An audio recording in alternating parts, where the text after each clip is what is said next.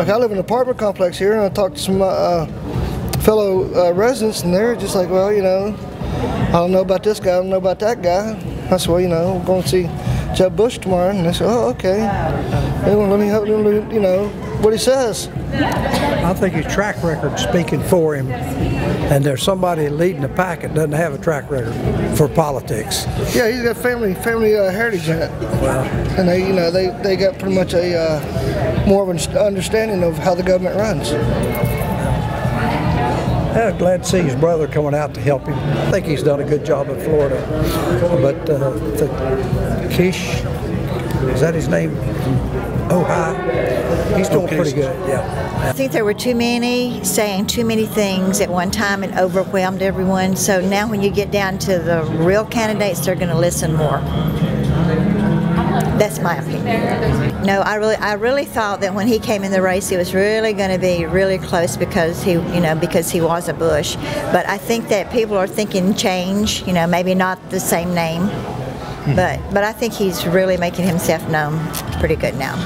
I like that. Well, just like they said, you know, they connect Hillary with Bill, and then they connect Jeb with his father and his brother and stuff, and they think, well, do we want another Bush? And I think they probably could use another one. I really do. Just now, we went to see Trump the other night, so I got a T-shirt now to volunteer for AARP. I'm becoming an AARP volunteer the last 2 days. I'm getting a T-shirt. He's gone to get it. Yeah, we're kind of undecided. That's what we're doing, is listening. But I do say, I told my husband this morning, I do think a Bush is a name that you can trust. I really do. I mean, I really do. I feel that. I just feel that. You know, I feel it's something that you can't really go wrong with. We're hoping the momentum's going to pick up. Yeah. Because he did so much better when he was in New Hampshire. Mm-hmm. So. Well, what I'm afraid of, his brother out here. Pardon? I said I saw his brother out here when he was campaigning. Oh, George. you mean in previous years? Yes. Yeah. Okay. See, the problem I think with Jeb, he's up against the anti-establishment scenario, and it seems to be the year of the anti-establishment. We got Trump. I mean, let's face it, he's the essence really of nothingness, and yet he's second in Iowa. He steamrolls to New Hampshire, and all he talks about is how great he is and how pitiful. And he has no real policy per se, but yet he's rolling on.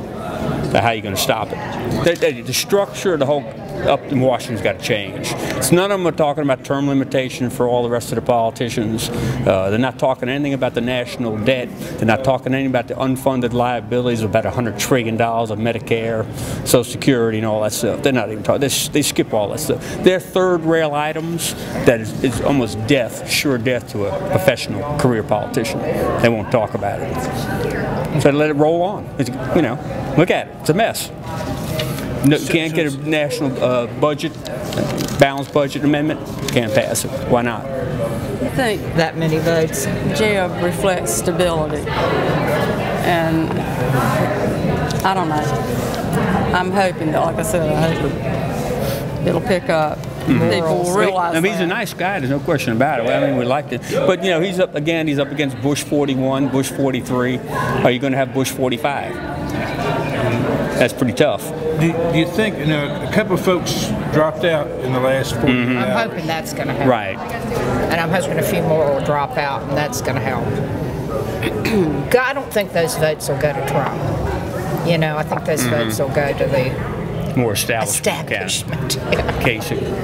This is the 7th presidential candidate the Civic Center has hosted since July 1st, and certainly the Bush campaign is very well financed, just judging from the staff that they brought here, the quality of their audiovisual equipment, their stage props, I mean, and just how efficient they set up. I mean, they basically came here at 8 and they were ready to go by about 9:30. What he did for Florida, he kept the offshore drilling out of the way, because you know how many oil spills we've had, and that does so much damage, and he prevented that, and numerous other things. Salaries, taxes, yeah.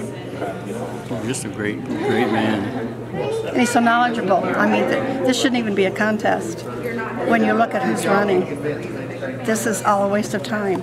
We just need to get Jeb in the White House. He's calm and collected, but he knows what to do and how to get it done. So that's what we're looking forward to.